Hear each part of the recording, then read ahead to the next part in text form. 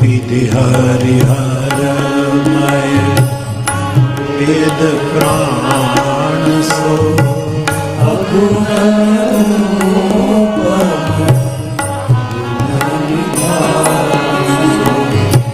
મહામંત્ર જોઈ કાશી મુક્તિ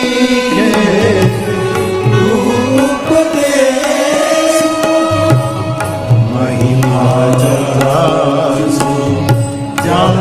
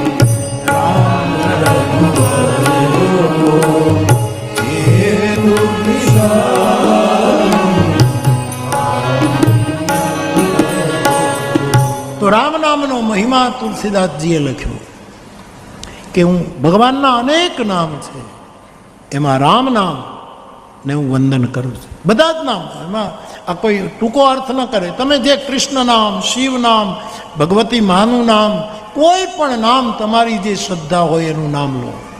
હનુમાનજીનું નામ, ગણપતિનું નામ, અંબાનું નામ.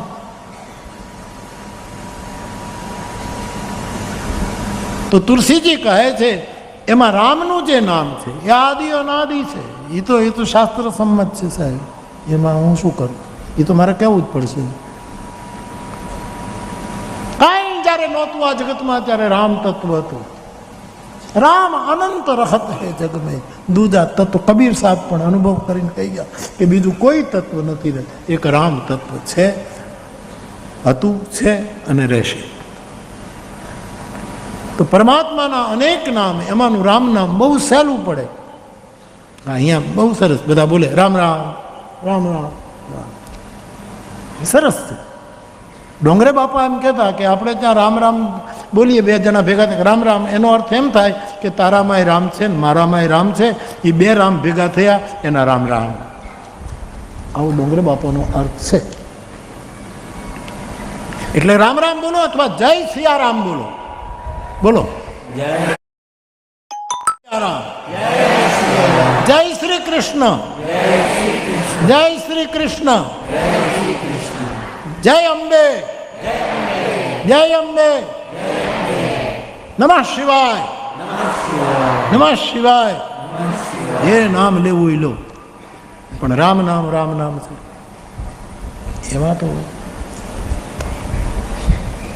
શ્રી રામ રામ રઘુનંદન રામ રામ, શ્રી રામ રામ ભરતાગ્રજ રામ રામ, શ્રી રામ રામ રણકર્કશ રામ રામ, શ્રી રામ રામ શરણમ ભવ રામ રામ રામ. ભગવાન વિષ્ણુના 1000 નામ છે. કોઈ પણ નામ લો. આ સંવત્સર એક વિષ્ણુનું નામ છે, વિષ્ણુ સહસ્ત્ર નામ. સંવત્સર વિષ્ણુ ભગવાનનું 1000 નામ. મોંઘીમાં પાઠ કરતી ને હું ત્યારે સાંભળતો. વિષ્ણુ સહસ્ત્ર નામનો એ માળી રોજ પાઠ કરે. એટલે હું પાઠ ન કરું પણ એમ બેઠા હોય તો હું એને સાંભળું. માળી બોલે સંવત્સર ભગવાન. શિવજીના 1000 નામમાં પણ એક સંવત્સર નામ છે. યસ, સંવત્સર પરમાત્માનું નામ છે સાહેબ. કાળ ગણનામાં એનું એ નામ છે. તો તુલસીકાય ભગવાનના અનેક નામ છે. અમારા નારદજી તો એ તો શ્રીમન નારાયણ નારાયણ કરનારા, પણ એને જ્યારે રામ નામનો મહિમા સમજાણો ત્યારે પંપા સરોવરને કિનારે રામજીને કહે, રાકા રજની ભક્તિ તવ રામ નામ સોઈ સોમ. આપની ભક્તિ પૂર્ણિમાની રાત્રિ છે મહારાજ, પણ એમાં રામ નામ એ ચંદ્રમા છે, એને અપર નામ ઉડગન બિમલ. બીજા તમારા નામ છે એ નાના નાના નક્ષત્રો છે.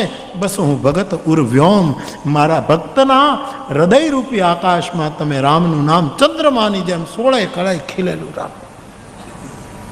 તો રામ નામનો મહિમા અતુલનીય છે. તો બાપ, રામ નામ બ્રહ્મા વિષ્ણુ મહેશમય છે. રામ નામ પ્રણવનો પર્યાય છે, ઓમકાર રૂપ છે. અનેક અર્થો રામના.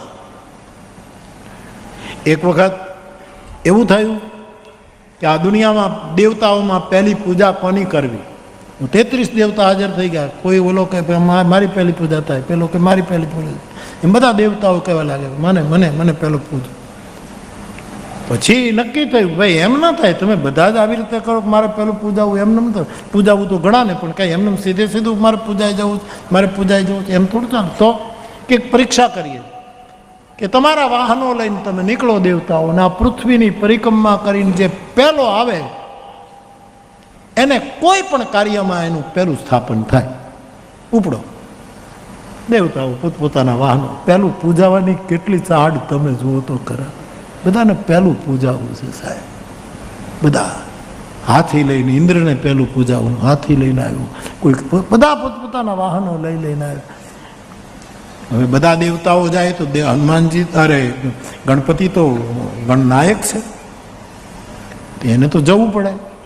પણ એને ખબર છે કે કાંઈ આપણે પહેલાં ન આવીએ, કારણ કે આપણું વાહન ઉંદર, શરીર આટલું બધું મોટું, અને આમાં કાંઈ આ બધા તો કેવા સ્પીડમાં જશે, આમાં આપણો કાંઈ નંબર લાગે નહીં. પણ હવે બધાની સાથે રહેવું પડે, જવું પડે. ઘણા લોકો નથી કહેતા ભાઈ એ ત્યાં